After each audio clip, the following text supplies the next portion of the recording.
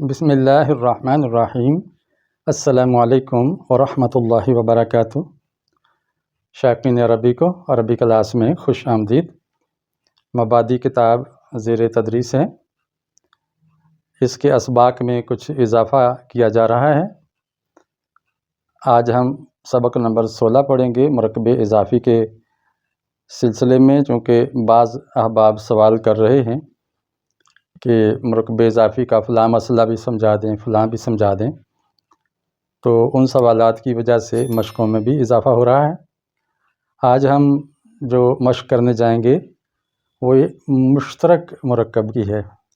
مشترک مرکب کیا ہوتا ہے کہ اگر مرکب اضافی اور توصیفی اکٹھے آ جائیں، یعنی 3 اسم ہیں اور 3 اسم میں مرکب اضافی بھی ہے اور مرکب توصیفی بھی ہے، 3 اسموں کے مرکب کے اندر، اب اس کی ترتیب کیا ہوگی؟ عربی میں غور کیا جائے تو ترتیب نظر آتی ہے کہ ایسے مرکب میں پہلے مرکب اضافی آتا ہے اور بعد میں صفت لگتی ہے، اور جب صفت لگائیں تو وہ صفت اگر مضاف کی ہے تو اس کے مطابق آئے گی، اگر مضاف الیہ کی ہے تو اس کے مطابق آئے گی۔ آپ جانتے ہیں کہ صفت اپنے موصوف کے مطابق ہوتی ہے 4 لحاظ سے، یعنی واحد تثنیہ جمع میں، مذکر مؤنث ہونے میں، اعراب میں، رفع نصب جر اس اعراب میں بھی ایک جیسی ہوتی ہے، اور ایسے ہی معرفہ نکرہ میں بھی ایک جیسی ہوتی ہے۔ صفت اپنے موصوف کے تابع ہوتی ہے، اس لیے ہم صفت آخر میں لائیں گے اور اس کو تابع بنائیں گے اس کے موصوف کا۔ پہلے ہم عربی جملوں سے اس کی مشق کر لیتے ہیں، اس کے بعد ہم اردو سے عربی ترجمہ کرتے ہوئے اس کو مزید پختہ کریں گے۔ عربی جملے قرآن مجید سے لیے ہیں، آج سبق نمبر 16 ہے، تو 16ویں پارے سے یہ ساری مثالیں آپ کے سامنے درج ہیں۔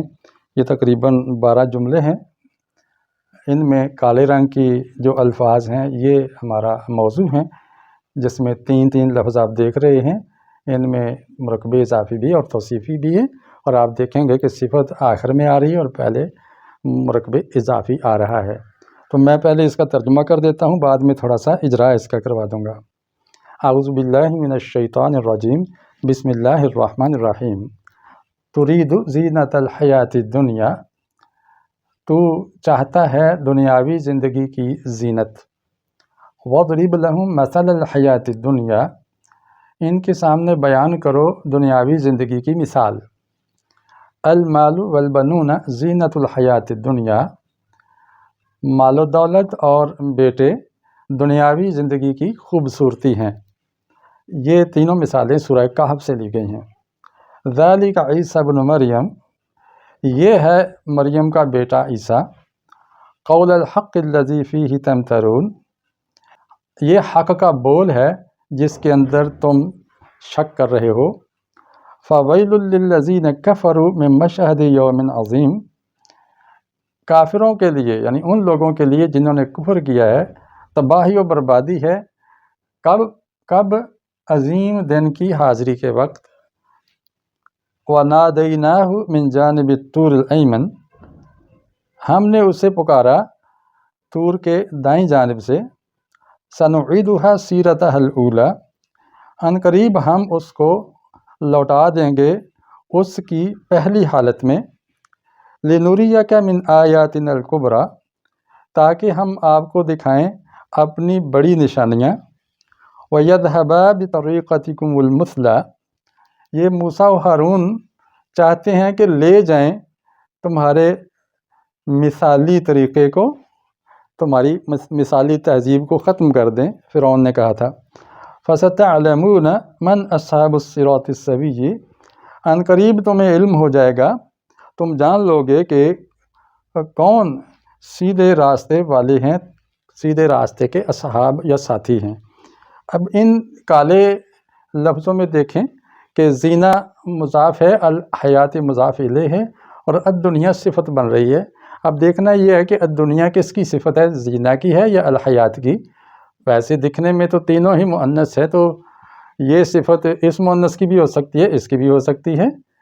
ہم یہاں پہ گمان کریں گے کہ یہ اس کی صفت ہے کہ دنیاوی زندگی، کیونکہ زینت تو ادنا نہیں ہوتی، خوبصورتی تو خوبصورتی ہے، زندگی ادنا ہو سکتی ہے۔ ادنا کی مؤنث ہے دنیا. مثل الحیات دنیا بھی اسی طرح ہے، زینت الحیات دنیا بھی اسی طرح ہے.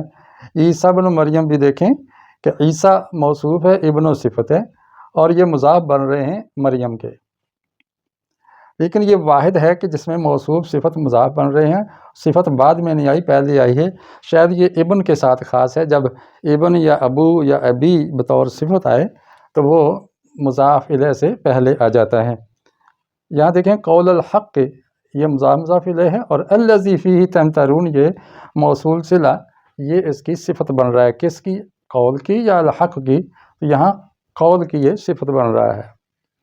مشہد یوم عظیم، یہاں دیکھیں کہ عظیم مشہد کی صفت بن رہا ہے یا یوم کی؟ ہم کہیں گے کہ یہ نکرہ ہے تو یہ اس میں نکرہ کی صفت ہو سکتی ہے. یہاں یوم نکرہ ہے اور عظیم بھی نکرہ ہے، تو یہ باہم موصوف صفت ہیں. مشہد چونکہ معرفہ اور خاص ہو گیا مضاف ہونے کی وجہ سے، لہٰذا عظیم اس کی صفت نہیں بن سکتا. جانب طور الایمن، یہاں دیکھیں کہ جانب مضاف اور الطور مضاف الیہ ہے. الایمن اب کس کی صفت ہوگا؟ کہ دائیں طرف کا پہاڑ یا دائیں طرف پہاڑ کی دائیں جانب ہے؟ دائیں طرف کا طور تو ظاہر ایک ہی پہاڑ تو ایک ہی ہے، لیکن اس کے جوانب کئی ہو سکتے ہیں، طرفیں کئی ہو سکتے ہیں.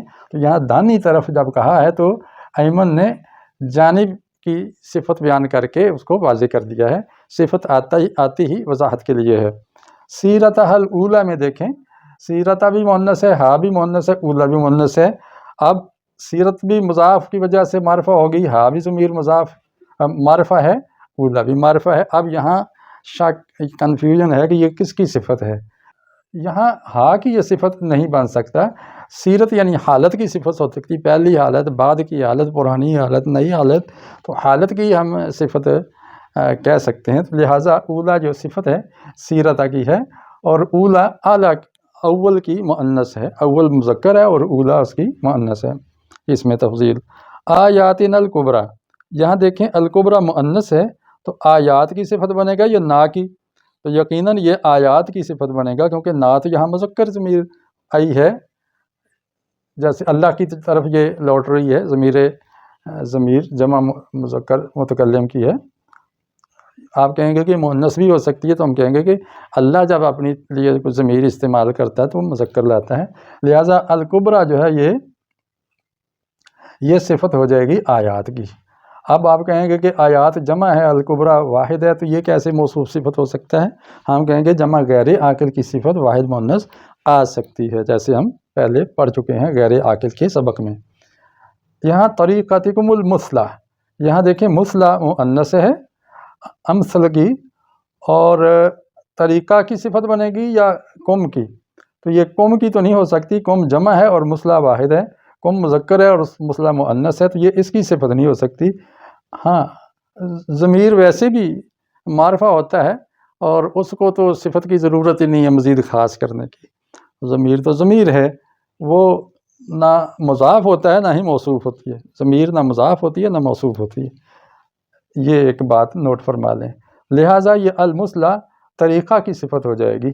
تو دیکھا آپ نے کہ جب موصوف اور صفت مضاف اور مضاف الیہ یہ ملے ہوئے ہوں، تین لفظ ہوں، تو پھر پہلے مرکب اضافی لاتے ہیں، بعد میں اس کی صفت لاتے ہیں اس کے مطابق. اصحاب الصراط السوی، سیدھے راستے کے ساتھی. یہاں اصحاب جمع ہے، السوی واحد ہے، تو یہ صفت اس کی نہیں ہو سکتی. الصراط واحد ہے، السوی بھی واحد ہے، اب اس کی ہو سکتی ہے. یہ بھی معرفہ، یہ بھی معرفہ، یہ بھی جو مذکر ہے یہ بھی مذکر ہے، یہ بھی مجرور یہ بھی مجرور، اور یہ بھی واحد اور یہ بھی واحد. تو چاروں مطابقتیں موجود ہیں، لہٰذا یہ السوی یہ اس کی صفت ہوگی. نمبر 2 اس کا اعراب بھی دیکھیں کہ یہ جر ہے اور یہ رفع ہے، تو ایسا نہیں ہو سکتا کہ مرفوع اسم کی صفت مجرور ہو. تو الحمدللہ اس کی ہم نے اچھی خاصی مشق کر لی ہے. امید ہے کہ آپ کو فائدہ ہوا ہوگا. کمنٹ میں ضرور بتائیے گا اگر فائدہ ہوا ہے، اور ویڈیو پسند آئے تو لائک کیجئے اور چینل کو سبسکرائب کیجئے اور اس کو آگے شیئر بھی کر دیجئے تاکہ اور لوگ بھی اس سے فائدہ اٹھا سکیں. اجازت چاہتا ہوں. السلام علیکم ورحمۃ اللہ وبرکاتہ.